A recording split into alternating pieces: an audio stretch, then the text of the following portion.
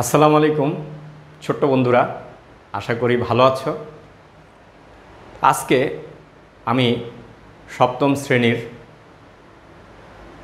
বীজগণিতীয় রাশি গুণ নিয়ে আলোচনা করব। সেটা হচ্ছে অনুশীলনী 4.1-এর 25 নম্বর অঙ্কটা নিয়ে আলোচনা করব। আমি আগেই বলেছি এই অধ্যায়ের মধ্যে এই 25 নম্বর অঙ্কটাও গুরুত্বপূর্ণ। টিচাররা দিলে এইসব অঙ্কগুলি দেয়, তো এইগুলি নিয়ে আমি আগে ভিডিওটা করলাম, কারণ তোমাদের খুব নিকটেই পরীক্ষা, এই জন্য। তো এইখানে আছে অঙ্কটা আরেকটু মিলে এনে আমি বইয়ের সাথে। হ্যাঁ, a equal to x square plus x y plus y square এবং b equal to x minus y হলে প্রমাণ করো যে a ইন্টু b মানে ab equal to x cube minus y cube. Okay, এখন দেখি এটা আমরা এই বাম পক্ষটা নিব। এটা বাম পক্ষ, এটা ডান পক্ষ। এটা একটা সমীকরণ। এটা কি একটা সমীকরণ? যেহেতু এই দুইটা সমান চিহ্নের দুই পাশে মানে আমাদের আছে গণিত রয়েছে, তাই হচ্ছে এটাকে আমরা সমীকরণ বলবো। তো সমীকরণের বাম পাশ নিয়ে আমরা ডান পাশ মিলাবো। তাইলে এখানে লিখব এই বাম পক্ষ। আগে দেওয়া আছে লিখে আমরা ওইগুলি লিখলে সবচেয়ে ভালো হয়। হ্যাঁ, দেওয়া আছে a equals x square plus x y plus y square এবং b equals x minus y. Okay, এখন আমরা এই সমীকরণের বাম পক্ষটা নিয়ে কাজ করব। সেটা ডান পক্ষের মতো হয় কিনা সেটা দেখব। তাহলে লিখব বাম পক্ষ। ক্লিয়ার? তো বাম পক্ষ আছে ab, তাহলে আমরা লিখব ab। তো এখানে সমান চিহ্ন দিব। এর মানে কি? এটাকে আমরা লিখব, এখন ab আছে ইনটু অবস্থায়, তাই আমরা ব্র্যাকেট দিব। ব্র্যাকেট দিয়ে এটা ব্র্যাকেট দিয়ে বিয়েরটা লিখব। তাইলে এটা ইনটু অবস্থায় হয়ে গেল এ বি। ক্লিয়ার? ওকে, এইভাবে লিখবা।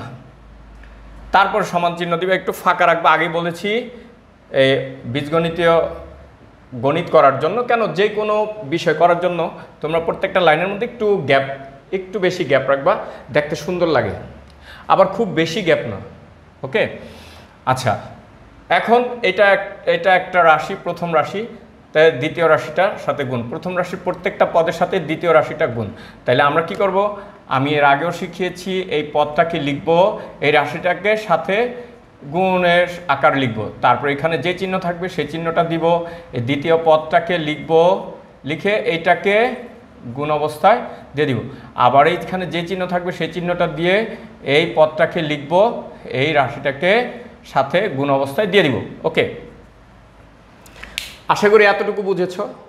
ওকে, এখন দেখো, তোমরা চাইলে সরাসরিও গুণ করতে পারো, কিন্তু ওতে তোমাদের হয় কি ভুল হওয়ার সম্ভাবনা থাকতে পারে। প্লাস মাইনাসে একটু ভুল হলে পুরো অঙ্কটাই শেষ। এখন দেখো আমরা এভাবে করি, এটা এক্স, এটা দেখো প্লাস আছে, এখানে প্লাস আছে। সমধর্মীয় চার্জ থাকলে কি হয় বন্ধুরা? প্লাসই হয়। তাহলে এখানে প্লাস হবে, আর এখানে এক্স দুইটা, এখানে এক্স একটা হবে, এক্সের পাওয়ার 3টা। আর এখানে প্লাস আছে, এখানে মাইনাস আছে, তাহলে বিপরীত ধর্মীয় পাওয়ার থাকলে কি হয়? মাইনাস হয়। এখানে আমরা মাইনাস দিব। তাহলে এক্স স্কোয়ার ওয়াই আবার প্লাস, এখানে প্লাস। সমধর্মীয় চার্জ কি হয়? প্লাস হয়। ওকে, তাহলে এক্স এক্স দুইটা এক্স, এই একটা ওয়াই। ওকে, প্লাস মাইনাস, বিপরীত ধর্মীয় চার্জ কি হবে? মাইনাস হবে। এখানে আমরা মাইনাস দিব। তাহলে এক্স আর ওয়াই, ওয়াই দুইটা ওয়াই। ওকে, এখন এটা প্লাস, এটা প্লাস। সমধর্মীয় চার্জ কি হবে? প্লাস হবে বন্ধুরা। হ্যাঁ, এখন হচ্ছে এক্স ওয়াই স্কোয়ার প্লাসে মাইনাসে, তাহলে এটা দুইটা বিপরীত ধর্মী, তাহলে কি হবে? একটা মাইনাস দিব। ওকে, এখানে মাইনাস হবে, ওয়াই দুইটা, ওয়াই একটা, 3টা হইল ওয়াই। এই হচ্ছে আমাদের গণিত। এখন এটাকে কি করব? আমরা সংক্ষেপ করার চেষ্টা করব, কেটে বা যোগ করে বা বিয়োগ করে আমরা কি করব, এটাকে ছোট করার চেষ্টা করব, না হলে এটাই উত্তর হবে। ওকে, আমরা দেখি এক্স কিউব এই একটাই আছে আর নাই, তাহলে আমরা এখানে কি লিখব, এক্স কিউব। ওকে, এখন দেখো বন্ধুরা, এক্স স্কোয়ার ওয়াই মাইনাসের এক্স স্কোয়ার ওয়াই প্লাসের একটা, তাহলে এই দুইটাকে আমরা কিন্তু এখন একটু কেটে দিতে পারি। ওকে, আচ্ছা, তো অঙ্কটা একটু ছোট হইলো।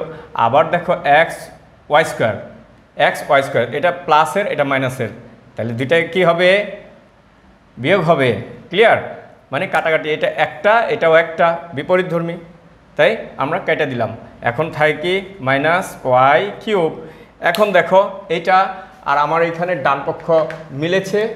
ওকে, তাই এখানে লিখব ইকুয়ালস, এটা বাম পক্ষ ছিল, এখন এই বাম পক্ষ ইকুয়াল টু ডান পক্ষ। এইখানে লেখছে প্রমাণ করো যে, তাহলে লিখবা প্রমাণ করা হলো বা প্রমাণিত। ক্লিয়ার, ইংলিশে লিখলে লিখবা প্রুভড। ওকে, তাহলে আমরা এটা সুন্দরভাবে করে দিলাম, আশা করি সবাই বুঝতে পেরেছো।